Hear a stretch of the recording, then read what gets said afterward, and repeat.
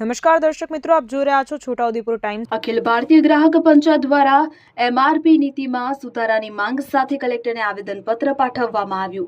વિગતે વાત કરીએ તો અખિલ ભારતીય ગ્રાહક પંચાયત દ્વારા ગ્રાહકો સાથે થતી છેતરપિંડી અટકાવવા, કાયદાકીય ફેરફાર કરવા અને મહત્તમ છૂટક કિંમત છાપવાની વર્તમાન પ્રણાલીમાં સુધારા લાવવાની માંગ સાથે જિલ્લા કલેક્ટરને આવેદનપત્ર પાઠવવામાં આવ્યું અને છોટાઉદેપુર સાંસદ જસુભાઈ રાઠવાને પણ રજૂઆત કરવામાં આવી હતી।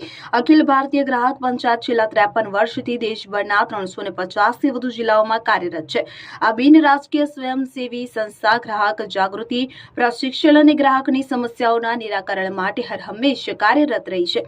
અખિલ ભારતીય ગ્રાહક પંચાયતના જણાવ્યા અનુસાર હાલની એમઆરપી નીતિમાં રહેલી ત્રુટિઓ અને વિસંગતતાઓને કારણે ગ્રાહકો સાથે અનેક પ્રકારની છેતરપિંડી થઈ રહી છે। આ અંગે આપવામાં આવેલા આવેદનપત્રમાં વર્તમાન જોગવાઈઓની ખામીઓનું વિગતવાર વર્ણન કરી સંભવિત ઉપાયો અને કાયદાકીય સુધારાના સૂચનો રજૂ કરવામાં આવ્યા છે। સાથે સાથે ગ્રાહક હિતમાં સરકાર યોગ્ય પગલાં ભરે તેવી માંગ પણ કરવામાં આવી છે। આ પ્રસંગે અખિલ ભારતીય ગ્રાહક પંચાયત ગુજરાત પ્રાંતના મહિલા આયામ પ્રમુખ ડોક્ટર અપર્ણા પંચોલી, ગાર્ગી દેસાઈ, ગણપત સિરાજ, જયદેવ પંચોલી તથા સ્વામી સંદીપ રાઠોડ ઉપસ્થિત રહ્યા હતા। નિશાંત ચૌહાણ, છોટાઉદેપુર। નમસ્કાર, હું ડોક્ટર અપર્ણા પંચોલી, અખિલ ભારતીય ગ્રાહક પંચાયત ગુજરાત પ્રાંત મહિલા આયામ પ્રમુખનું દાયિત્વ છે।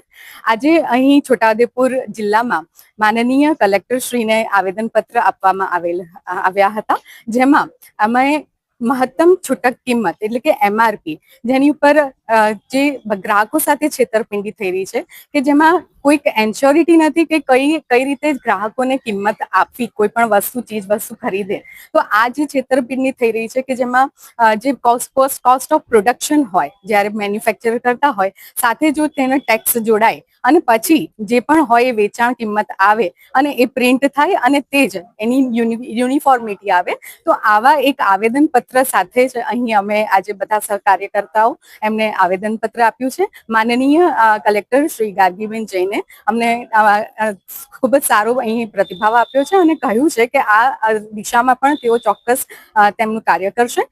સાથે સાથે અખિલ ભારતીય ગ્રાહક પંચાયત એક ગ્રાહકોનું અવેરનેસ પ્રોગ્રામ પણ કરી રહી છે, પ્રશિક્ષણ પણ આપે છે અને ગ્રાહકોને વિનામૂલ્યે માર્ગદર્શન પણ આપે છે અને છેલ્લા 53 વર્ષથી અખિલ ભારતીય ગ્રાહક પંચાયત કાર્ય કરી રહી છે। આગામી 25મી મે જંતર મંતર દિલ્હી ખાતે ખૂબ મોટું આંદોલન કરવા જઈ રહ્યા છે। તે અન્વયે અત્યારે જુદા જુદા સ્ટેટમાં તથા ડિસ્ટ્રિક્ટ તથા સિટીઝમાં અમે કલેક્ટરશ્રી અને સાંસદશ્રીને આ આવેદનપત્ર આપી રહ્યા છીએ।